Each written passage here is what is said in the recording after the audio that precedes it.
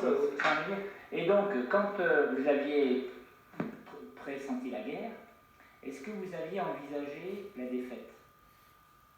Que la France allait perdre contre l'Allemagne? On n'envisageait rien du tout, on ne savait pas comment ça allait tourner. Hein. Là, on ne pouvait pas. Hein. Vous savez, dans des moments comme ça, l'essentiel c'était de savoir si les gens allaient sortir vivants.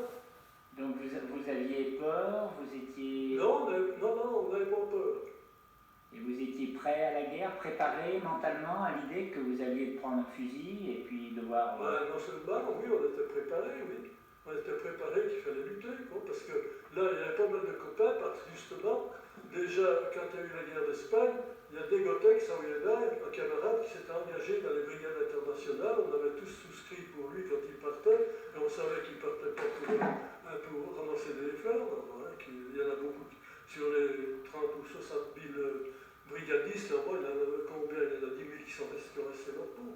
Bon, enfin, on savait, mais nous, tout de suite, ce qui a perturbé ici, c'est qu'il y a eu, il y a des dirigeants, le député communiste, il a fléchi avec Fanon. Ils avaient créé un groupe, ils désapprouvaient le pacte germano-soviétique. Vous voyez, alors là, il y avait un moment de flottement pour renouer le fil avec la nouvelle structure clandestine, illégale du Parti communiste. Il a fallu s'organiser par triangle et tout, comme ça. Bon, et puis moi, alors après, bon... Et qu'est-ce que vous pensiez des Allemands à ce moment-là, au moment de la déclaration de guerre? C'était... on luttait contre Hitler depuis un moment, hein. Déjà, on luttait contre le fascisme, quoi. Parce qu'en France, il faut dire que depuis 1936, quand il y a eu 1936 en France, après le Front populaire d'Espagne, le slogan en France était plus de la droite, et des cagoulards et des croix de feu était plutôt Hitler que le Front populaire. Une grande partie des Français étaient pour Hitler, surtout de la droite, ceux qui sont maintenant Le Pen. D'accord. Et alors donc, maintenant, on change complètement d'époque. Enfin non, plus tard, la guerre s'est déclarée. Oui. Et est-ce que vous vous souvenez du jour où vous étiez, le jour de la capitulation, de la victoire de l'Allemagne sur la France, le jour où la France a capitulé? Vous étiez où? Vous étiez... Là, on était ici. Quand la France, vous l'avez appris? À ce moment-là, hein, ça a été la vraie débat. Parce que déjà quelques jours avant, ils avaient affolé, c'était l'incurie sur le front, organisée par les officiers qui étaient favorables à Hitler, il ne faut pas le dire, parce que ça a été, en 44 jours, nous, en 40 jours, ça a été fini. Hein. Alors là, il ne faut pas qu'on raconte l'histoire. Alors bon, là, pendant des jours, on voyait passer des voitures d'officiers qui abandonnaient leurs troupes. Il y a tous les anciens qui ont fait la guerre de 14 qui étaient là, quand on les voyait défiler là, ils disaient en 14, des gars comme ça, on les foutait au poteau, puis on les exécutait, c'était des déserteurs. Et après, on voyait passer des unités, des compagnies, qui avaient qu'un sous-lieutenant, qu'un lieutenant, les officiers supérieurs étaient tous foutus de café. Bon, là, on a vu ça. Et puis en plus, bon, la radio disait, partez, sauvez-vous, parce que les Allemands vont vous prendre, les exactions, les brutalités des Allemands, etc. C'était faux en 40, c'était archi faux, ça, parce que les consignes aux troupes allemandes étaient de se conduire correctement avec les Français en 40, hein, pour avoir notre collaboration. Hein. Nous, on le sait, puisqu'on a vécu avec eux. Mon frère, on les a vus, là, quand ils ont passé, des unités allemandes qui passaient là, elles se détournaient pour ne pas coucher un épi de blé. Hein. Il y en a qui ont campé à Saint-Mouniac, qui ont campé au Moulin du Pont. Ils étaient, puis en plus, c'était tous des beaux gars, des gars, tu sais, ils étaient de belle race, bon, il n'y a pas à dire. Ils étaient beaux gars, puis même là, bon, ils avaient l'habitude, comme au Moulin du Pont, là-bas, qu'ils se baignaient dans la rivière, mais complètement à poil, quoi. Alors les bonnes femmes, là-bas, cachaient leurs filles, puis ils disaient, rentrez vite, puis les filles montaient aux fenêtres pour regarder. Voilà, bon. Puis la preuve, nous, là-bas, les Allemands arrivent, bon, il y avait des unités françaises qui se repliaient, ils avaient campé à Saint-Mouniac. Puis ils ne savaient pas faire. Moi, j'avais acheté une paire de brodequins, des troufions, des épaules, du nom, on n'a rien à foutre. Je l'ai acheté, 50 francs. Bon, d'accord, je l'ai acheté. Oui, on s'en souvient, on a vécu. Et puis alors, je m'en souviens d'autant plus que quand les Allemands passaient pensais qu'on fanait, où il y a le lotissement. Bon. Il n'y avait pas beaucoup de résistance, mais voilà un avion qui s'amène. Il tourne là sur Saint-Monial, il a tourné là-bas. Et puis moi, quand je vois l'avion, je monte sur un petit boulot pour voir. Je vois, il lâche les bombes sur Saint-Monial. Tac. Elle tombe là-bas entre Condamine et Isernon, dans le creux. Il a lâché une douzaine de bombes. Ça a tué, je ne sais pas combien d'Allemands, ça en a tué quelques-uns, ça a démoli des camions. Mais on ne sait pas parce qu'elle les a emmenés tout de suite au château de Gouverne. Mais c'est toi qui avais envie de résister, parce que vous voyez bien. Et alors donc, quel était votre sentiment? Mais après bon, oui. Les gens, moi cette débarque, c'était une vraie débarque, parce qu'avant, plusieurs jours avant, on avait vu passer tous les réfugiés, parce que la radio, ils appelaient les gens, partez, les Allemands, vous savez, toutes sortes d'horreurs. Ils passaient, les gens abandonnaient leur voiture, il n'y a plus d'essence après. Ils partaient avec des casseroles, avec leurs matelas, tout ça. C'était sans préparation, comme ça, on avait pensé. Alors nous, ils viennent nous dire, les autorités disent, il faut partir, avec les jeunes d'Isernon. Ceux d'Isernon, qui est toujours vivant maintenant, ils viennent trouver, puis ils asportent. Allez, on part, il faut partir, les Allemands vont nous prendre, et puis si, vous nous envoyer. Non, moi je ne remporte pas, mon père me dit, pourquoi partir?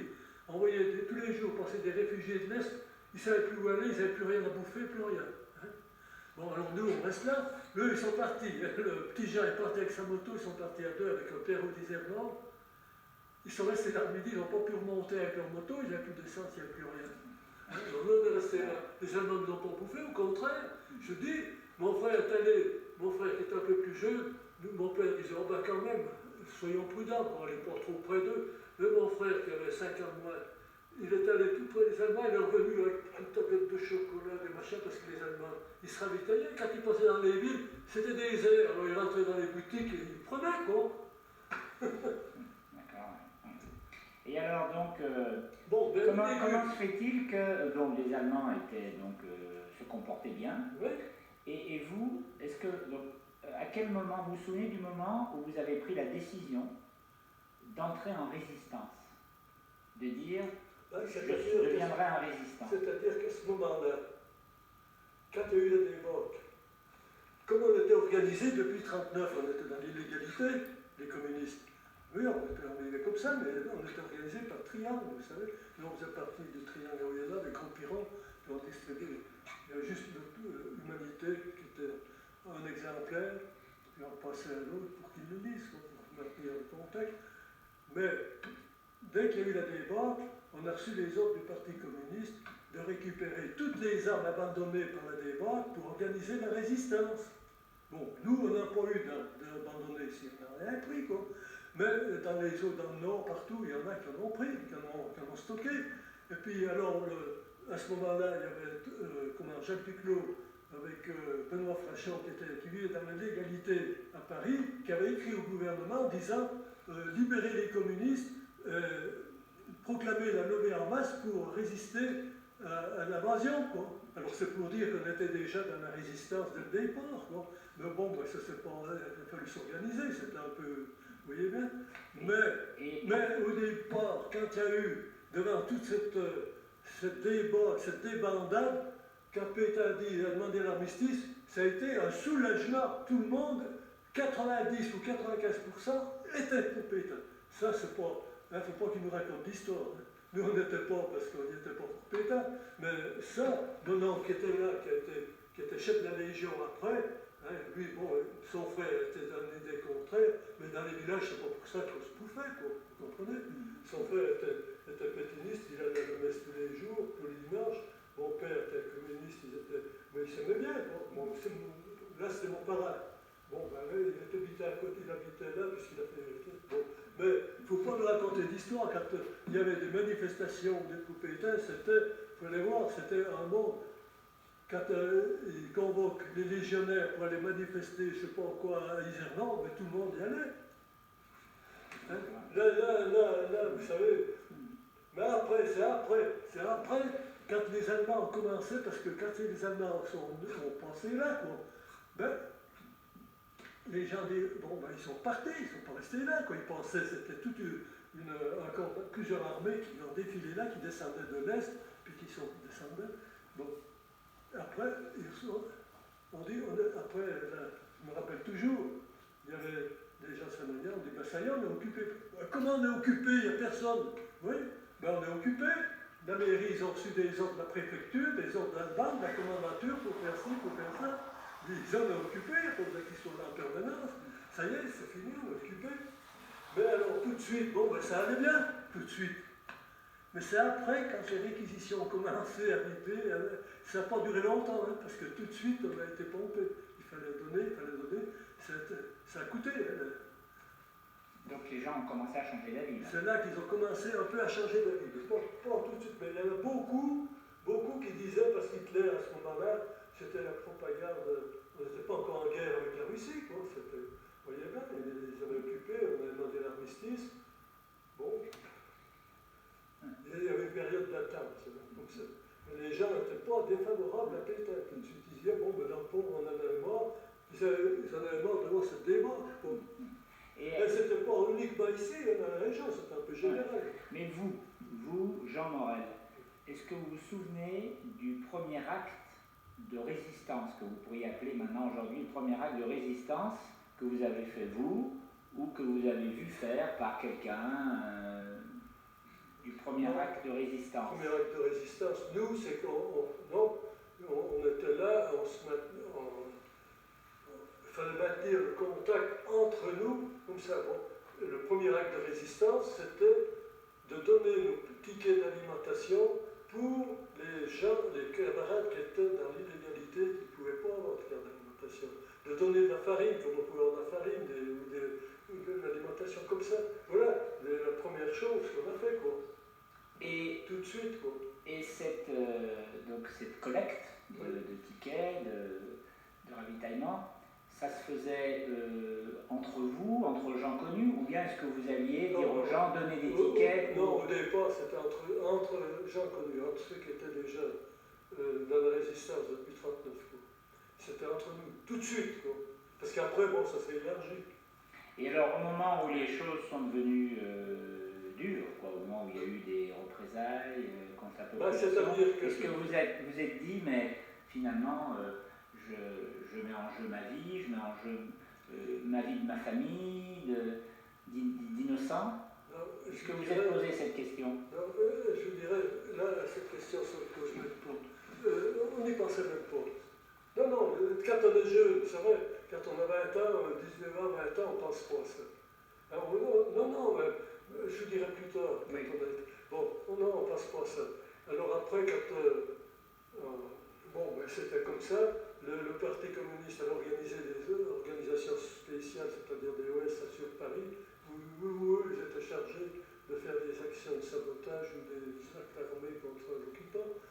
Et vous vous souvenez du premier acte vraiment de résistance armée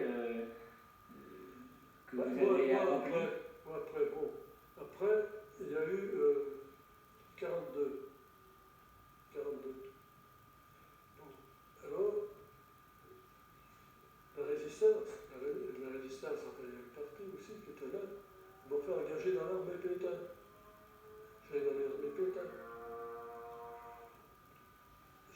On fait prendre contact, je prenais contact avec un de Villeurbanne, soi-disant de la résistance. Enfin, soi-disant qui était de la résistance, mais que je connaissais que. Ils ne connaissaient même pas mon nom ni rien. C'est la résistance, ils m'ont dit tu iras là, tu verras le gars, tu diras ce qu'on peut faire, s'il y a des armes à prendre, s'il y a ci, s'il y a ça.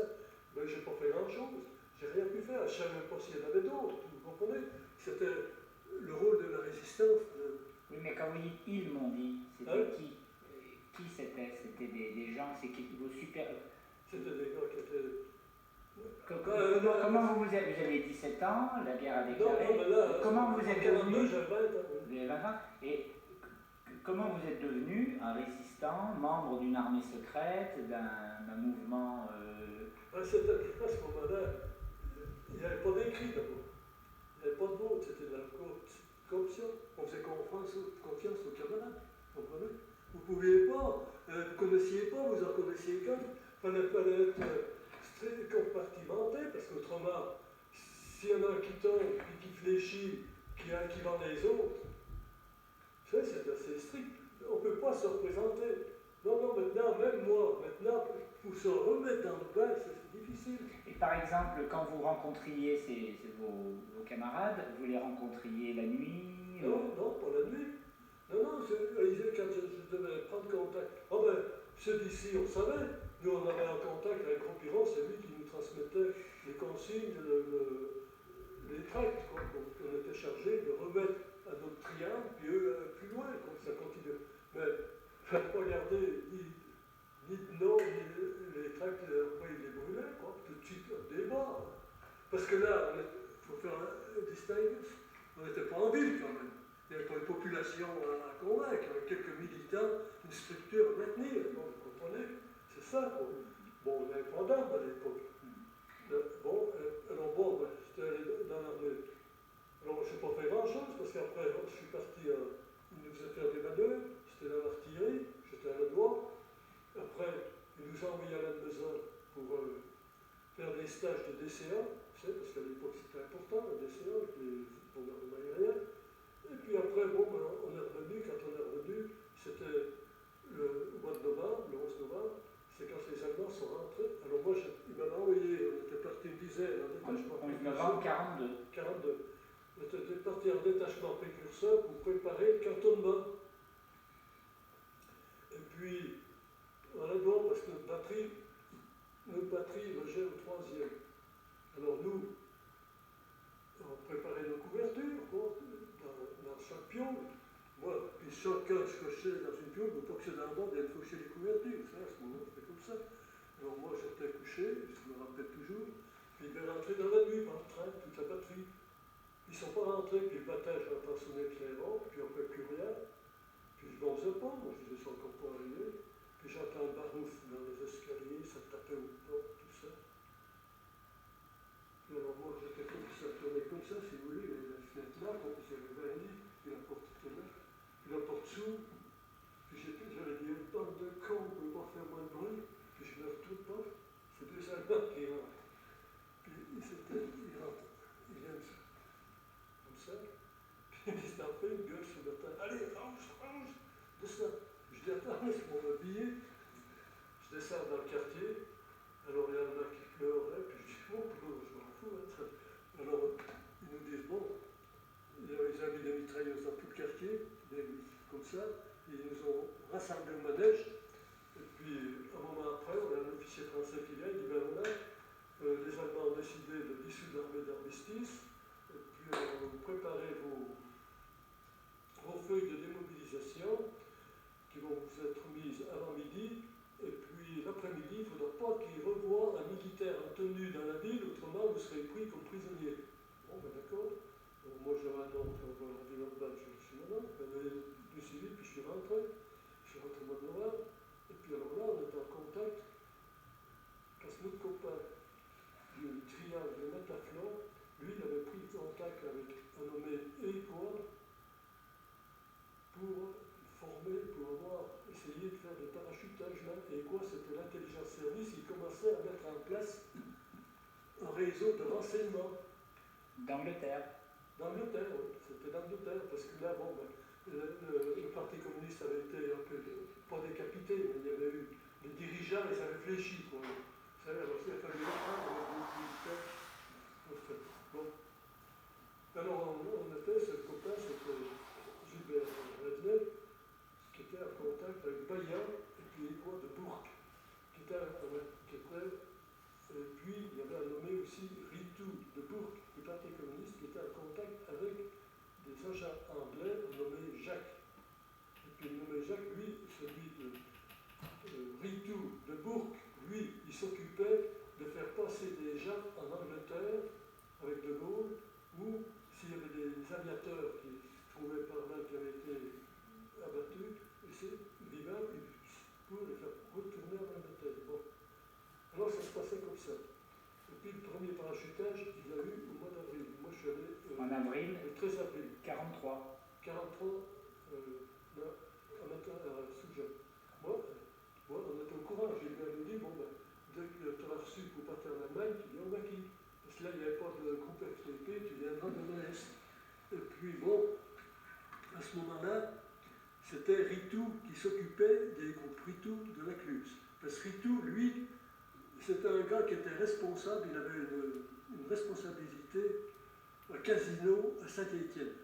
Et puis à Saint-Étienne, il avait muté dans un petit casino à la Cluse parce qu'en 1936, il avait soutenu les grévistes. Et par mesure disciplinaire, il avait muté à la Cluse. Mais lui, alors il s'occupait de ça, puis il y avait un cas. Alors le nommé Jacques, il dit, écoutez, on pourrait faire un maquis par là, faire quelque chose, faire du parachutage, puis là, ils avaient fait un parachutage sur le mont. Et puis, alors, avec Sigaud, Roger Sigaud, ils amenaient dans une grotte à Souja. Et puis après, le 13 avril, ils ont fait un parachutage à Métaflot. Mais j'y étais pas, je savais, il y avait un parachutage. Bon, alors moi, quand j'ai reçu ma feuille de route, je suis parti au maquis. Hein? À Souja, on était 4-5, vous voyez? On était 4-5, on logeait dans la grotte. C'était le premier maquis, presque le premier maquis de l'Inde, quoi. Puis, alors les âmes, on les stockait au fond, mais on n'est pas resté bien longtemps dans la grotte parce que c'était humide, on couchait sur la paille, il fallait descendre par une échelle, et puis les âmes, on avait l'ordre de pas s'en servir en attendre le débarquement. Donc, parce qu'on nous disait le débarquement va avoir lieu dans l'été au mois de 43. Bon. Le débarquement allié. Allié, oui. Américain. Américain, américain, quoi, le débarquement, pas du débarquement en Afrique du Nord. En Provence, d'accord. Pas ni en Provence, quoi, le véritable débarquement. Alors bon, nous entraînait, on a reçu quand même, on démontait, on remontait les stèles, l'explosif, il nous apprenait à manier l'explosif et tout ça, manier les cordons détonateurs, les détonateurs et tout, comme il fallait faire. Et puis, bon, ça continuait comme ça, puis bon, l'effectif grossissait petit à petit. Après, on était 5, 10, après 12, puis après, bon, on ne pouvait plus loger dans la grotte, c'était l'été, puis ça faisait. C'était malsain et tout ça, c'était humide. Alors, on a construit des baraques, on a construit des petites baraques comme ça. Donc. Puis alors, ce qui est le plus dur, c'est qu'il fallait se méfier quand même, vous savez. Ben, toute la population, il fallait se méfier de tout le monde. Moi, je venais des fois de temps en temps la nuit, mais pas tout le temps, pour chercher un peu d'ravitaillement là, quoi. Puis je remontais là. Oui, parce que les gens ils voyaient bien qu'il y avait des maquisards qui habitaient dans cette grotte, dans les cabanes. Non, ils ne savaient pas. Au début, personne ne savait. Mais à force. Oui, mais quand ils ont vu les maisons. Plusieurs mois après, hein, pas tout de suite. Non, ils ne savaient pas. Ils ne savaient pas, non. Et puis, bon. Alors, bon, on s'organisait, puis on attendait, quoi, on disait. Et puis on savait, moi, on le disait par partie, on disait qu'il faudrait quand même faire de l'action. Parce qu'ailleurs, dans les villes où il y a les FTP, dans le nord, à Paris, partout, les FTP poussaient. Puis alors nous, dans le reste, c'était de dire d'attendre le débarquement, de ne pas tuer d'Allemands pour le moment, de rester tranquille. Mais ça a été une erreur, ça. Bon, parce qu'ils ont fait des rassemblements comme au Vercors, comme au Gruyère, tout ça, des rassemblements, puis ça a coûté cher. Tandis que, bon, enfin bref, pour en revenir à la région, c'est Ritou qui était un peu le commandant des premiers cas, comme ça. Puis un beau jour, il envoie deux gars qui devaient partir en Angleterre par la filière espagnole. Et puis c'est Démia d'Ambérieux qui était chargé de les amener au point de chute à Saint-Étienne dans un café. Bon. Puis il y avait des passeurs, on sait pour aller en Espagne. Et puis quand c'était le mois de juin, juillet, puis quand il avait ces gars, ils vont arriver en Boulogne. C'était des aviateurs qui avaient été. Bon, peut-être des aviateurs ou des gars qui étaient qualifiés pour partir en Angleterre, vous savez, quelque chose. Nous, au début, on ne savait pas trop. On n'y publiait pas sur la place publique, ça, hein, vous comprenez? Alors bon, Démia, il était avec ses gars, et ils avaient affaire avec les penseurs, tout ça, puis voilà un petit gars qui s'amène, pas très grand, peut-être un peu comme moi. Il dit, moi aussi, je voudrais aller en Angleterre. Je suis aviateur. Il y a des gars qui le regardent, ils ne le connaissaient pas. Ils disent, non, vous ne pouvez pas être. Je ne peux pas vous emmener comme ça, parce que, non, il faut alors que vous passiez au camp de triage. Le camp de triage, c'était sur le mont avec Ritou. fait longtemps. Bon, alors il revient avec ce gars-là, lui, il arrive chez Ritou, il s'enferme, la Christiane, il m'en parlait encore avant de mourir, il s'est enfermé dans la chambre avec lui, c'était Romain, pendant toute une après-midi avec Romain pour le questionner, pour savoir si c'était pas un gars qui venait pour Bruxelles. Alors quand il a vu vraiment qu'il était sincère, il a dit bon, ben c'est bon. Alors il a monté sur le mont, puis il a dit ouais, vous avez toutes ces armes-là, puis qui c'est qui commande? Ben Ritou dit c'est moi pour le moment, mais bon, puisque vous êtes militaire, ben, vous prendrez le commandement militaire, puis moi je serai votre adjoint. Voilà comme Romain est introduit. Ah, c'était qui alors celui-là? Ben, c'était Romain. Ah. C'était Romain, voilà comme il est venu au maquis. Parce qu'il avait essayé, on a vu après des gars de la Loire, il avait essayé de former des maquis dans la Loire, et il avait toujours été, ça n'avait pas marché, parce qu'il était connu pour ses idées de droite, lui, Romain. Alors, comme c'est la plupart, c'était des gens de gauche qui formaient les maquis, alors il était expulsé de l'endroit. Alors c'est pour ça qu'après, il est parti en Angleterre. Puis quand il est venu là, Ritou l'a trouvé assez sincère, puis il lui a dit, bon, ben, vous serez le commandement militaire, puis c'était au moment, alors nous, à Souja, on nous dit, vous allez avoir un nouveau commandant, un nouveau chef, ils nous ont expliqué, bon, voilà, c'est un aviateur, tout ça. Alors au mois de fin juillet, début août, ils nous ont présenté Romain. Alors Romain, quand il dit que c'est lui qui a tout formé, il n'a rien formé du tout. La structure était en place, mais ce qu'il y a, je ne peux pas dire, il a fait du boulot. Il ne s'est pas dégonflé pour beaucoup de choses, il a fait du travail. Mais c'était en pleine expansion, vous savez, il y a beaucoup de gens qui arrivaient, donc ça montait automatiquement. Et alors, il avait dit, un mois après, il dit, bon, ben, je vais embaucher, il avait embauché Montréal et puis Chabot. Alors là, bon, on les a bien connus, tout ça. Et puis après, d'autant plus connus que je vous dis qu'après, c'est moi qui lui ai fourni une voiture, une Oskis qui m'a demandé, quand il était à Chalour, d'aller réquisitionner la voiture à Berchères, où il y en a fabriqué une Oskis. C'était une voiture de 44, j'avais la réquisitionner avec 2 gars, j'avais pris 2 chauffeurs, parce qu'on ne choisissait pas. On est parti, quand on est arrivé chez Berchères, c'est patron d'injectacle, quoi. Bon, vous l'avez pas connu. Non mais... Alors quand je suis arrivé à voir chez votre femme, chez Mme Berchère, c'était une belle femme, tout. On lui dit, on va réquisitionner votre voiture. Bon, d'accord, prenez-la, qu'est-ce que vous voulez qu'elle dise? Quand les gars arrivent avec des mitraillettes, vous êtes pas... Non, mais on avait fait un bon, comme quoi, puis j'ai emmené la voiture, en même temps j'ai pris mon frère, et je l'ai emmené au maquis, et puis on a emmené la voiture à Chalour. Romain nous a reçus avec Ritou, ils ont payé en gros, puis on est parti, on était à ce moment-là à Vaud. Et après, tout de suite après, on nous a formé en groupe fort. Alors, pour vous dire, bon, on était là, quand ils ont fait le défilé, puis ils ont décidé de faire le défilé au Yéna. Bon, alors là... Vous vous souvenez, vous, quand... non, mais ils y tenaient secret. Ceux de la région, on ne peut pas participer. Pour les représailles pour les familles. C'est Ritou qui en a eu l'initiative de faire ça. Puis après, Jean-Jacques a repris, puis Romain, puis ils ont dit oui, ben, on fera ça pour le 11 novembre 1943, on fera quelque chose de bien. Quoi. Mais ils ont pris des maquisards dans l'extérieur, ils ont pris juste 2 gars d'Oyonnax, d'un là puis un autre, pour les guider, parce qu'ils étaient masqués, parce que les autres ne pouvaient pas arriver avec des gars masqués, vous comprenez? Puis ils nous y emmenaient tout de suite le soir, quoi, qu'ils avaient fait ça, parce qu'il ne faut pas que ça se transpire. Quoi. Donc vous l'avez su quand, vous, que il y avait le soir, tout de suite, quoi, quand ça a été fini. Vous n'étiez pas au courant avant? Ah ben non, ils mettaient personne au courant. Parce qu'on ne sait jamais, vous savez, il suffit d'une fuite. D'accord. Ouais. Bon. Et alors dites-moi, dans ces camps, dans la grotte, tout ça, ou sur le mont, dans les camps de triage, il y avait des communistes, il y avait des gens qui étaient gaullistes, il y avait des anciens gens de la droite. Bah oui. Avant la guerre, vous étiez ennemis avant la guerre, enfin ennemis politiques. Oui. Et comment est-ce que tous ces gens, très différents, avec des idées si différentes, vous arriviez à... Je vais vous dire une anecdote. Non, oui. Mais ce qui nous unissait, c'était la lutte contre l'Allemand, contre le fascisme, contre Hitler. Hein.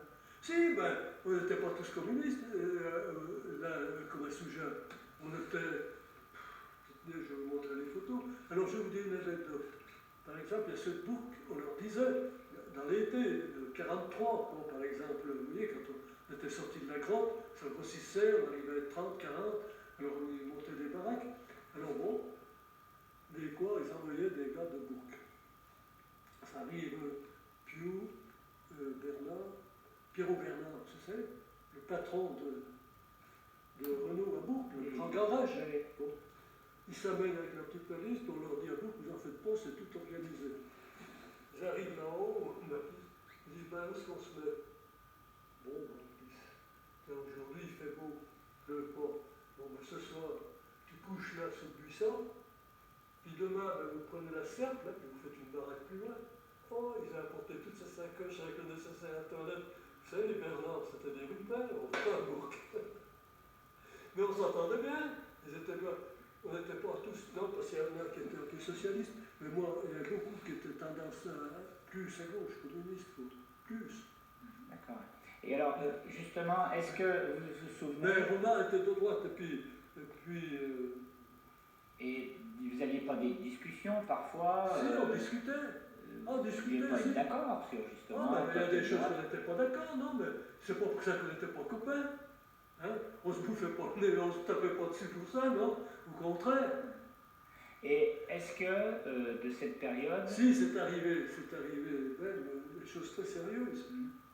Quand ils ont envoyé, par exemple, Roland. Bon, Roland, lui, il voulait appliquer le régime de la caserne dans les baux. Bon, on lui a dit, on a dit non, c'est pas possible. Là, c'est des gars volontaires, ça n'a rien à voir avec la caserne. Bon, il a compris. Et puis quand on était à Vaud, moi j'avais expliqué les événements, comment on les voyait, quoi, à travers, pourquoi il y a eu la guerre, etc. Alors il ne pouvait plus le voir. Et puis il avait dit à Giray, de Bourg, il a dit, oh, il y en a deux à supprimer. Puis le Giray a dit, oh, pourquoi les supprimer? Parce que c'est pas parce qu'ils boivent, il pensait à deux maquisards, deux frères rénal qui saoulaient. Quand il a l'occasion, ils étaient vraiment. C'est pas parce qu'ils boivent qu'ils sont pas des. Non, mais je ne veux pas parler de ceux-là, je veux parler du Jean Morel et puis du Robert Chaud. Parce que Robert Chaud, c'était un qui faisait des études pour être ingénieur des ponts et chaussées. Puis il était communiste comme moi, quoi. Alors, le Roland voulait nous faire supprimer. Supprimer, ça veut dire quoi? Liquider, quoi. Quand on était à Vaud, quand on était remonté à Vaud, puis qu'on était remonté à Moncout. Il avait dit ça à Giray, vous voyez? Parce que lui, c'était vraiment de droite, hein, le Roland. Puis le Giray a dit, mais moi, je suis comme eux. Alors là, bon, ben, il a laissé tomber à l'eau, il n'a rien pu faire. Donc, ça veut dire que même dans les camps, vous étiez prêts, il y a des gens qui étaient prêts à se supprimer. Par exemple, ces deux ivrognes, ils avaient été supprimés alors? Non, ils n'ont pas été supprimés. Vraiment, il ne voulait pas les supprimer, mais il voulait supprimer des gars qui politiquement pouvaient lui faire ombrage. Vous comprenez? Ben lui, ça n'a pas porté chance, il a été tué par les Allemands là, à la prochaine fois. Et vous vous souvenez de... Bon, après, donc des moments... Après, les moments qu'on se souvient, par exemple, bon, quand c'est arrivé au début 44, ils disent maintenant, alors c'est fini d'attendre, il faut passer à l'action, parce que partout en France, la majorité c'était FTP. Hein. La majorité c'était des mouvements FTP formés par les communistes. Quoi. Mais dans les FTP, je vous dis, il y avait plus de la moitié, les trois quarts n'étaient pas du tout communistes. Quoi. C'était FTP parce qu'ils étaient formés. Parce que c'était le parti communiste qui réunissait toute la France. Vous n'avez qu'à voir maintenant, quand les décès de la NARC, il y a beaucoup, c'est tout des FTP à travers la France. Hein. Bon. Alors, eux, le Parti communiste avait dit de passer à l'action contre les troupes, quoi, mais physiquement aussi, quoi, d'abattre les Allemands et tout. Alors nous, on nous dit, bon, ben, on va passer. Alors Montréal nous réunit à Aubalvec et nous dit, bon, ben voilà, on va former un groupe franc, il nous en faut 25, vous allez être en contact en permanence avec les miliciens et les Allemands, peut-être que dans 2 mois, il y en aura la moitié d'entre vous qui auront disparu, puis 2-3 mois après, vous serez peut-être tous liquidés. Hein. Parce que vous êtes en contact en permanence. Alors bon, on demande des volontaires. Alors bon, on était volontaires parce qu'on s'en foutait, on voulait de l'action. On ne pensait pas, nous, un beau doudi, vous allez être supprimés, mais on s'en foutait, on voulait faire de l'action. Et vous pensiez que vous alliez mourir ou vous pensiez non, on ne pensait même pas qu'on allait mourir. Ils nous le disaient, mais nous, on n'y croyait pas. C'est comme ça. Hein, on en avait marre de rien faire. Vous comprenez? D'accord. Donc vous êtes porté volontaire. On est porté volontaire et alors? Alors Puis vous ne voulez pas prendre mon frère parce parce qu'il était trop jeune. Puis je dis, bah, s'il lui a pas, bon, ben d'accord, on le prend. Et puis on est allé en presse, puis on faisait sauter les trains, on faisait dérailler les trains. Voilà. Donc vous n'étiez pas en contact avec l'ennemi. Si, on a beaucoup, puis on faisait des expéditions contre des miliciens, bon, surtout à... Et alors par exemple, vous vous souvenez d'une expédition, ça durait longtemps, vous alliez... Qui est-ce qui vous donnait l'ordre, par exemple, de tuer tel ou tel milicien? Vous alliez le tuer chez lui ou... Non, on n'avait pas l'ordre de tuer, on avait l'ordre de les prendre d'abord. Hein, comprenez? Chez lui? Oui, chez lui. C'est arrivé, par exemple, à Salabre, avec les Pomato. Parce que là-bas, dans la région de Coligny, c'était le fief de Darnan, le chef de la milice. Alors, il avait embrigadé tous les jeunes dans la milice. Bon. Alors, il y avait un dentiste de Coligny qui avait été arrêté par la milice. Alors, on nous dit, on nous demande un renfort, parce que nous, on était quand même armés. Et puis, il y avait une cohésion, hein, les 25 groupes francs, vous savez. On risquait, en principe, c'est moi qui allais toujours reconnaître les endroits où on allait faire sauter les trains. Enfin, je vous expliquerai. Alors bon, là, ils disent qu'il faut aller faire une expédition, arrêter Pomato, puis un autre. Bon. Alors, on y va, on arrive chez Pomato. C'était le soir, le matin? Le soir, oui. Enfin, le soir, parce que bon, on arrive le soir. Bon, vous savez, vous rentrez chez... Là, ils étaient là, les spectateurs. Quand ils voyaient rentrer, vous savez, on n'était pas en militaire ni rien. Vous savez, vous aller tout avec des mitraillettes, ça comme les mains, hop, les gars comme ça. Bon, on les fout tout de suite pour bateau. Et ils étaient combien? Il y avait sa famille? Ben lui, sa femme, son père, je ne sais pas quoi. Puis alors bon, il avait un pistolet chargé, un code chargé dans la poche. Donc on le désarme. Et puis on fait asseoir, puis on fouille. Alors ce qu'on trouve, on trouve des paquets de tracts où il y avait dessus, c'était Concernel. Je ne pars pas en Allemagne, laisse partir les vieux, les Invalides partiront à ta place et tout sera joué. Signé le Parti communiste. C'était des faux tracts du Parti communiste. Alors, sur la bande, a distribué la nuit dans le plus grand secret. Et alors, donc. Alors là, bon, on l'a arrêté, puis on l'a emmené. Puis bon, je dis, qu'est-ce qu'on va faire? Qu'est-ce qu'on va faire? On va le descendre. Puis il dit, non, il ne faut pas le descendre, il faut attendre ce que Romain va dire. Puis bon, alors, ils ont beaucoup parlé pour. Et vous l'avez emmené à Romans-Petit? À Romans? Non, on l'a emmené avec nous dans les bras, quoi. Dans les bras, il couchait avec nous, on regardait, quoi. Vous l'avez emmené que lui? Oui, que lui, oui. Pas sa femme. Puis alors, bon, aussi, ils ont convenu que si on, parce qu'il était chef de trentaine de la milice, lui, que s'il lâchait le dentiste, qui était de la résistance locale, quoi, on lâcherait Pomato. Alors, ils ont lâché le dentiste, puis nous, on a lâché Pomato. Alors, il y a un coup, que quelques jours après, je revenais de reconnaître l'endroit où on allait faire terrailler, puis je me trouve, il venait du bois, je me retrouve bec à bec avec lui. On s'est regardé, on s'est là à côté de l'autre, on s'est rien dit. Et quand vous y repensez maintenant... Ouais. Non, mais... Ouais. Puis il y a d'autres choses plus cruelles que je pensais, qui sont produites, tout ça. Justement, est-ce qu'il y a des moments, est-ce qu'il y a quelque chose que vous regrettez d'avoir fait ou dit, ou que vous regrettez de ne pas avoir fait ou de ne pas avoir dit pendant cette 60 ans après? 60 ans après. Bon, quand on était en groupe franc, alors, il y avait Robert Chaud, qui était ingénieur, qui venait de Charlotte, puis des autres.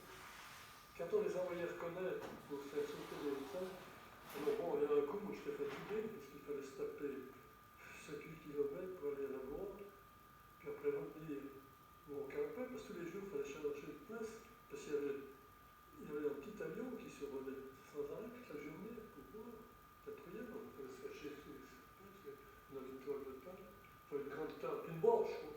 On était comme ça, puis on bougeait les verres là-dessous. Bon. Alors, chaque fois, 2 fois que j'y suis pas allé, il les a paumés la nuit. Parce qu'elle partait à travers le champ, puis ce qui nous embêtait le plus, vous savez quoi, quand on partait comme ça,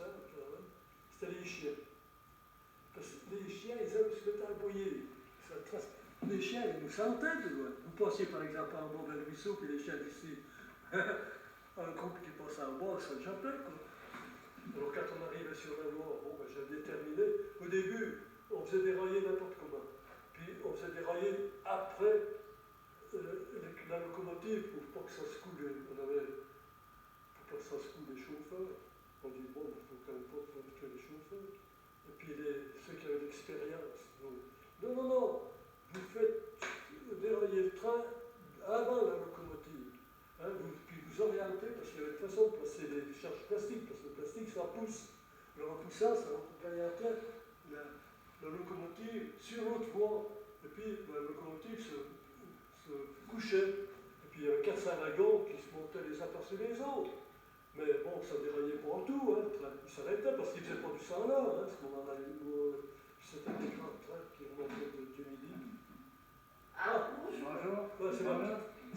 Justement, là, parce que vous disiez que vous nous avez raconté cet épisode du dentiste, là, mais alors vous disiez qu'évidemment ça se termine bien. Là. Oui. Mais bon, il y a eu des moments certainement plus cruels. Oui, plus cruels. Et vous vous souvenez d'un moment Oui. C'était l'Argelier. C'est où ça, l'Argelier? C'est dans le Jura. C'est après l'Argelier. On nous a dit qu'il fallait arrêter les votes. C'était des chefs de trentaine aussi, mais qui étaient virulents, puis que les gens du village s'en méfiaient aussi, quoi. Bon, ben, il faut aller les arrêter, puis les amener pour qu'on les interroge. Surtout pas les tuer. Alors, c'était la S du Jura qui devait nous piloter, parce que nous, bon, nous on faisait dérailler les trains, ils nous faisaient appel à nous, parce qu'on était en France, enfin, vous voyez, en course de vin, on n'y allait pas les 20, hein. Quand on allait une expédition comme ça, on allait une dizaine, quoi, c'est tout. Bon, piloté par l'AS du coin. Bon, alors le jeu nous emmène. Moi, il y avait Popeye, on l'appelait Popeye, il était de la Cluse, c'est lui qui tenait le FM, puisqu'il a fini capitaine. Alors il passait, voilà la maison, vous voyez, la fenêtre, là, puis nous on arrivait comme ça. Alors, le jeune dit bon, allez. Et ces gens que vous aviez arrêtés, ils étaient ensemble là? Oui, oui, c'était toute une famille. Alors, bon, le Popeye il passe, le jeune qui avait pendant 19 ans, c'est un jeune étudiant de Nantes, qui était de l'Est, il passe, paf, il prend une voile en pleine, comme ça dans le fond. Mais parce que les autres, oui. On a su après, quand ils mangeaient avec le pétard à côté de leur assiette. Ah oui. Oui, il y a la trousse qu'il y en a. Alors quand ils ont eu passé l'autre avec le fusil mitrailleur, on n'allait pas pour les flinguer, on allait pour les prendre. Alors ils sont mis à tirer, et ça tirait. Alors l'autre il a pris, moi je l'ai pris dans les bras, il est devenu blanc comme ça. Je me rappelle, on a retiré, puis il a emmené. On a pu, après la suite, enfin, bon, ça va continuer pendant qu'il a emmené. Alors nous on s'est retiré, et puis celui qui était devant avec le FM, il s'est retourné, puis il a arrosé dedans, quoi. Puis ça a tué la sœur de ceux qu'on n'avait pas tué. Une sœur qui est morte. Puis les autres sont montés sur le toit, puis ils nous canardaient depuis en haut. Ils étaient combien? Ben, il y avait 2 frères, puis 2 ou 3, je ne sais pas combien. Et vous avez réussi à les prendre? Ben non, on n'a pas pu les prendre, parce qu'après, bon, ben, ça va alerter tout le monde. Alors bon, vous savez, il alerte la police, les machins, puis tout a découvert, tout ça. On dit, bon, mais on a pu emmener le jeune blessé à Lons. Alors ça allait bien, il était en mode guérison.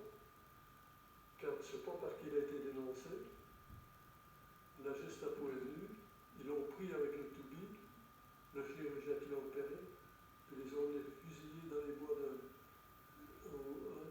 Jura. On l'a sauvé. Et après la guerre, donc ces gens que vous avez voulu arrêter, il n'y a pas eu de représailles? Après, bon, justement, après ils sont partis, ils ont été pris en charge par la milice, ceux qui étaient restés, puis ils sont allés à Lons. C'est ce qu'on a su. Non, mais voyez comme ça se passe. Ils n'avaient pas été armés, ils n'avaient rien du tout, ils n'avaient pas tiré. On avait l'ordre de les prendre, de les amener pour les interroger. Oui, mais pour les interroger, pour les faire parler, vous deviez bien dire... Non, ben, sûrement, non, mais moi, c'est pas moi qui les interrogeais.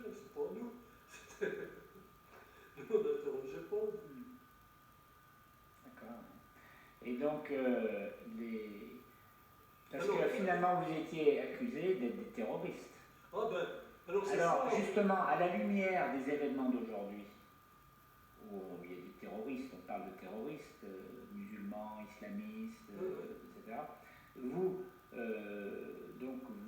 c'est quoi la différence entre un résistant et un terroriste finalement? Je ne peux pas trop vous dire pour eux ce qu'ils pensent. Bon, ben, là, en plus, chez eux, c'est des affaires encore religieuses qui se mènent là-dedans. Non, mais il y a toujours des histoires d'intérêt, là. Il y a toujours des histoires d'intérêt. Bon. Et vous, il y avait des histoires d'intérêt aussi? Ben non. Oh, ben, nous, on est complètement désintéressés, on s'en foutait de l'argent. Ben, non, on n'avait pas de sous, on n'avait rien, on était heureux comme tout. Même il y avait un nommé Lohu qui était venu par la suite, parce que, je veux dire, après ça, enfin, ce serait long à tout vous raconter, quoi, parce que quand on a fait, si vous voulez, je vous raconte un déraillement, par exemple, puis on ira plus loin, parce que bon, quand on allait au déraillement, je reconnaissais les endroits où on devait faire dérailler. Au début, on faisait dérailler n'importe comment. Puis après, on nous a dit, il faut faire dérailler avant la locomotive, et puis dans un endroit encaissé. Parce que quand vous faites dans des endroits où la voie est surélevée, ils balancent les wagons de chaque côté, puis ils s'en repartent tout de suite. Tandis que quand c'est encaissé, il faut qu'ils amènent des crues pour dégager, ça obstrue la voie plus longtemps. Bon, alors on y allait. Quand on allait, la première chose à faire, c'était de cravater les garde-voies, parce qu'il y a des garde-voies. C'était des Français, quoi. Mais la plupart du temps, ils se laissaient cravater, puis on les ligotait, pour la forme. Pour pas vous aider un peu, on les ligotait. Puis après, il fallait attendre que ça tourne au vert. Alors, il y en a qui étaient chargés de placer les charges, cordon étonnant, on faisait faire ça au cordon étonnant électrique, quoi, avec une pile et puis un détonateur, une machine électrique. Bon. Et puis moi, je partais 200 mètres avant la charge, quand il venait comme ça, le train.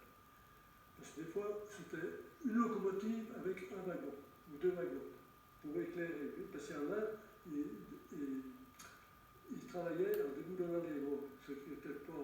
Parce que nous, comme on avait suffisamment de plastique, parce qu'on les recevait de Londres, mais par exemple, les FTP qui travaillaient plus loin, eux, ils n'avaient pas de taux de parachutage, ils n'avaient pas de plastique, alors ils déboulonnaient les voies. Alors ils faisaient passer une locomotive comme ça. Alors moi, je laissais passer. Puis après, ça venait un train, au moins 50 wagons, c'était ou des machins de gasoil, ou des armements, tout ça, il y a deux locomotives. Alors bon, je tirais un coup dans l'air, tac, ils faisaient sauter avant le chasse, ça déraillait. Et tout de suite, les Allemands, il y avait tout de suite une protection dans le dernier wagon. Ils descendaient, puis ils se mettaient à arroser, à tirer. Alors nous, on disait, c'était prévu comme ça, quoi. Allez, à la loco. Alors on avait des charges à retardement d'un quart d'heure. Vous savez, on mettait un crayon, c'était une charge plastique, on mettait un crayon, on pinçait, ça durait un quart d'heure pour mettre au piston de la locomotive, pour la rendre inutilisable. Alors ça tirait, mais nous, c'était nuit, il tirait comme ça dans la direction, on sentait siffler des balles, on mettait nos charges, puis on repartait tranquillement, on arrivait, quoi. On retournait au campement, puis après, il fallait changer de place.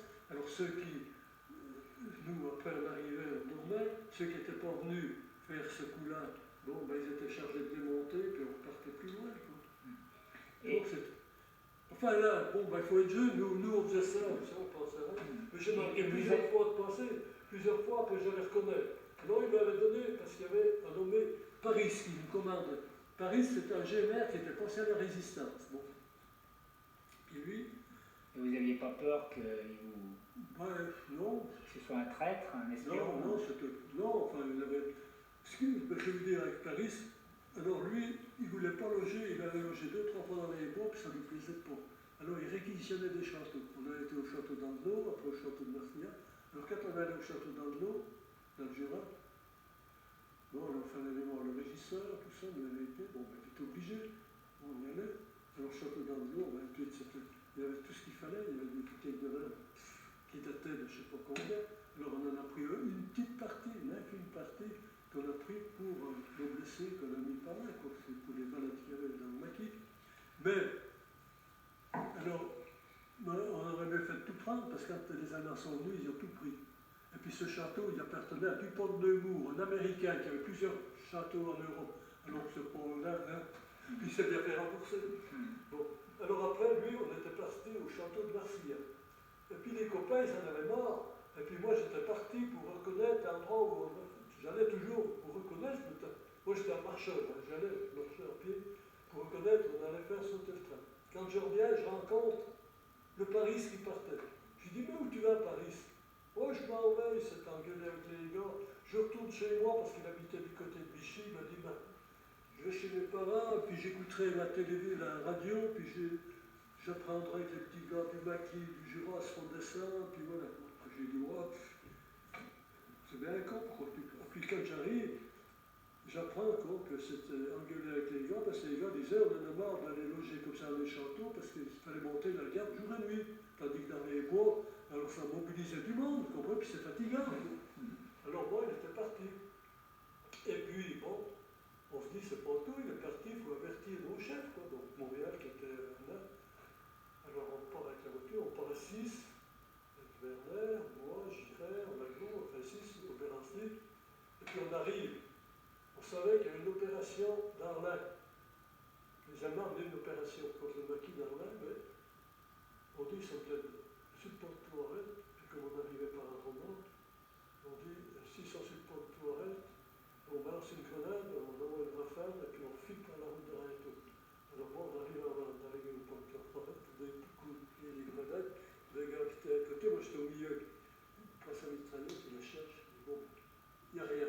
Bon, on traverse le pont, tout allait bien, on monte, on arrive à Metaflon, dans l'église, et ça fait comme ça, le rocher, là, le rocher comme ça, on arrive, on tourne, tac, il y a la marche à la...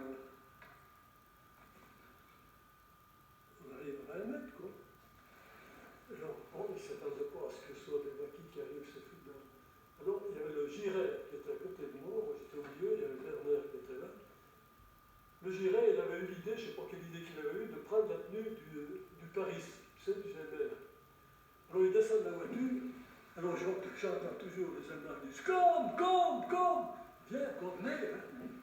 Combien. Bon. Moi, je dis, puis on allait voir comme du bois là, quoi. Ils étaient les mitrailleuses, ils étaient déjà 200 à Mataflon, les Allemands, vous savez, une expédition dans toute la région, il y avait une division quand même.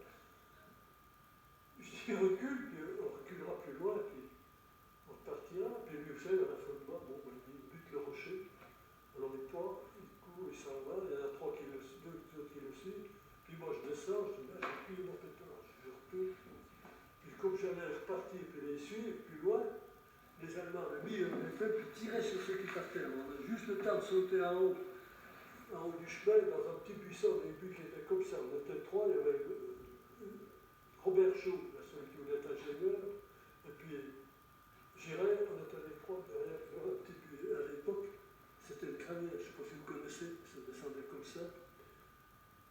On était là, on était à 15 mètres de la route, quoi. Puis il y avait un parapet. On dit on vient, quoi. Mais vous voyez, là, on pensait qu'on allait mourir. Ouais. J'y pensais. Mais c'est pour dire la réaction, ça fait tous par là. Eh bien, je ne pensais pas à moi, je disais, ce bête, ça va faire de la peine à tes parents, de se faire tuer là, c'est quand même bête. Nous, on était tendus, on dit, dès qu'ils nous voient, on tire. Hein. On était, vous savez, c'était comme ça, on était 3, mais on avait la tête d'un coup, on s'en dit, on dit, dès qu'ils nous voient, on avait une grenade, on avait juste un pétard, et puis un chargeur avec la mitraillette. Bon, on dit, bon, on tire, dès qu'ils nous voient, on tire, quoi. Puis après on y aura, quoi, d'accord. Est-ce qu'ils pouvaient vous envoyer une grenade, par exemple? Non, mais avec le nôtre. Ouais. On y avait, quoi. Et puis au bout d'un moment, on les entendait, il y avait des miliciens avec eux, ils disaient, allez, on y va. Puis l'autre qui dit, t'es con, c'est bon pour se faire descendre. Mais ça tirait. Bon, ici, ils ont entendu, ils se demandaient ceux qui tiraient, ils ont tiré toute la matinée. Hein. Ça tirait. Et puis nous, d'un seul coup, voilà les gars qui se détachent, puis qui viennent sur nous. Mais nous, vous voyez, il y avait la colline, nous on était dans le fond, là, comme ça, puis on était dans l'ombre, c'était le matin. Ouais. Puis ils passent à côté de nous, mais comme d'ici à la fenêtre. Et nous, le buis était comme ça, on était dans le buis, puis ils ne pensaient pas qu'on était là, ils pensaient qu'on était avec les autres. Ils montent, on les voit, mais ils nous surplombaient, mais on les voyait comme ça. On dit, oh ben, on vient ce coup-là, on vient.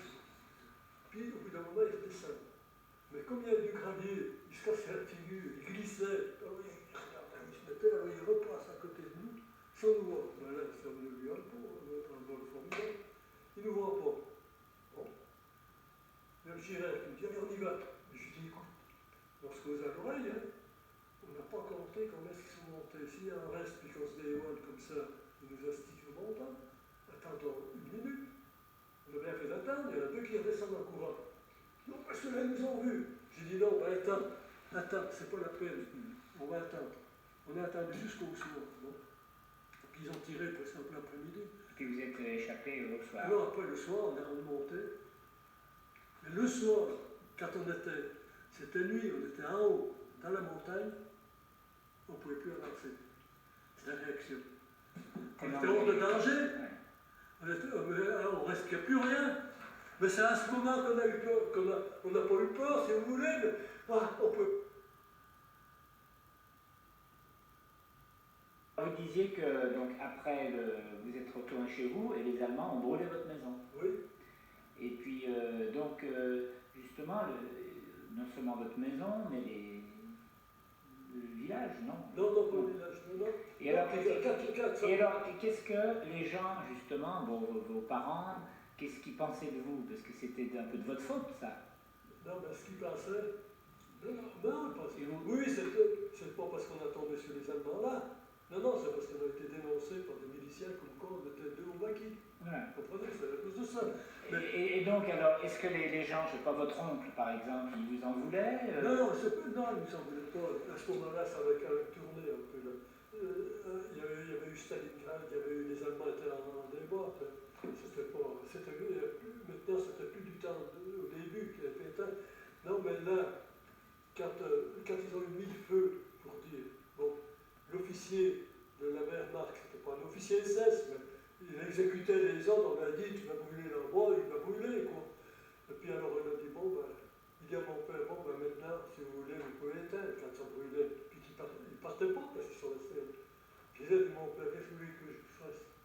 Bon, ben on lève le couvre-feu pendant une heure ou deux pour que les gens. Alors ma cousine est vite courue par le village pour dire, venez vite, éteindre. Tout le monde est venu avec des seaux, mais qu'est-ce qu'ils pouvaient faire? Ils ont vidé les pompes, je disais la chaîne pour laisser. Mon père s'est même enfoncé des côtes en voulant éteindre, tout ça. Oui, bon, alors moi, le lendemain, j'arrive par la plaine. Quand j'arrive là, comme si j'étais un pestiféré, mais qu'est-ce que tu fous là? Parce que s'il y avait le couvre-feu, ils ne pouvaient pas quitter la maison. Et puis ils étaient partout à regarder avec des jumelles. Alors moi, j'ai passé dans un trou, vous savez, à force. Donc les Allemands. Ils étaient toujours là. Alors moi, ils m'ont pas vu. Je suis passé dans un trou, ils m'ont pas vu. Alors ma cousine s'est dit, après c'est ma mère, puis mon oncle, ils ont préparé des victoires. J'ai dit, oui, il y avait les autres avant, parce qu'eux, ils avaient fait courir le bruit, qu'ils avaient pris une voiture de maquis, qu'ils en avaient tué 3. Alors les autres disaient que c'est nous qu'on était tués, puis nous on croyait que c'est eux qui étaient tués. Vous comprenez? Alors ma mère a préparé, puis on est parti dans une grotte, une petite grotte, mais vous savez, ils sont tous, ma cousine, puis tout ça. Pensez, attendez. Alors vite, on a foutu le camp, puis on est resté 8 jours là-bas, puis après on a rejoint le maquis, puis quand l'alerte a été passée, quoi, les gens sont parvenus de là. Ouais. Et donc, vous, disons de nos jours, depuis bien longtemps, des gens comme vous, on considère que vous êtes des héros. Non. Non, c'est ce que les gens pensent. Les gens comme moi, beaucoup de gens pensent que vous êtes des héros. Alors vous, qu'est-ce que vous Non, on n'a pas de héros. Non, on n'a pas de héros. On est comme tout le monde. Ça se pose maintenant, il y en a qui... Parce qu'il faut comprendre, hein, il faut comprendre la situation. Je vais vous déjà expliquer. Quand c'est venu, pourtant ma mère était dans le coup. C'était une croyante, dans le temps ils étaient tous aimés comme ça, mais elle épousait les idées de son mari, de gauche, quoi, de solidarité et tout ça. Elle savait ce qu'on faisait. Elle savait qu'on allait au maquis, elle était pour. Mais quand ça a été le moment que je rejoigne le maquis, elle est venue pendant plusieurs fois dans la nuit. Elle me dit, Benny, ce serait peut-être mieux que tu partes en Allemagne. Il ne faut pas aller au maquis parce que tous les jours, à la radio, avec la dialectique de Philippe Henriot, qui avait une dialectique formidable, tout le monde le détestait, mais tout le monde l'écoutait parce qu'il avait une facilité de parole, c'était incroyable. Mais tout le monde était des bandits à abattre, à tuer, tout ça, mais on était... Bon, alors, même ceux-là, non. Et votre Comment maman, vous- alors? Oui, elle n'était pas contre qu'on parte, mais elle disait non, il y a trop de risques, puis tout ça, elle entendait la radio. Alors, il faut se mettre à la place des gens. Nous, on avait la filière pour y aller au maquis. On savait, faisait partie de la résistance, on faisait partie de tout, on savait. Mais les gens qui sont coupés de coups, comment voulez-vous qu'ils y aillent? Puis comment voulez-vous en vouloir à ceux qui sont partis en Allemagne? Non, il ne faut pas être comme ça. Il ne faut pas se dire qu'on est des héros, puis les autres, non. Non, non, moi je ne me considère pas. Et même, je vous dirais même une chose, c'est quand on était jeunes, qu'on était allé au maquis, qu'on était dans la grotte, on était jeunes, ça m'amusait même. Parce qu'on était habitués à travailler sans arrêt, puis au maquis, qu'on ne foutait rien. Je me dis, mais ouais, c'est pas la belle vie, non? Parce qu'il fallait. Bon, on ne pensait même pas qu'on allait se tuer ou qu'il y avait du risque, tout ça. Non, non, ceux qui disent qu'on était des héros, c'est faux, c'est là qu'il faut. Et alors... Ceux qui partaient, oui, ceux qui étaient des héros, je pense à ceux qui étaient, après j'ai fait la guerre, j'étais dans la guerre, mais quand il faut partir, et puis qu'on sait qu'en face on a une chance sur deux d'être tué, là oui, ceux qui sont comme ça, ceux qui partent à l'attaque, mais nous non, puis on risquait bien moins que la résistance des villes. Dans les villes, ceux qui résistaient, c'était autre chose. Hein. Nous, on était dans les bois, on était quand même pour nous prendre, c'était pas pareil. Alors, vous savez, il faut être modeste, hein. Il ne faut pas se surestimer comme ça. Moi, je leur dis, pourtant, j'étais dans les tout premiers, hein. J'en ai vu arriver après. Parce qu'après, j'ai été chef de groupe, après, on a quitté Romain. Mais ça, il y en avait, vous voyez, pour 8 jours. On en reparlera lors d'un prochain coup. Ouais. Parce qu'après, on a été, quand c'est Yves Farge qui est venu ici, parce que Romain ne voulait plus se placer sous les ordres de comité d'Alger, il exécutait Xavier, qui était, parce que ça se comprenait aussi, parce que c'est eux qui envoyaient le pognon, puis qui envoyaient les armes, vous comprenez? Vous nous raconterez ça lors d'un prochain, parce que ça va être fini là. Oui, oui. Voilà. Et bien,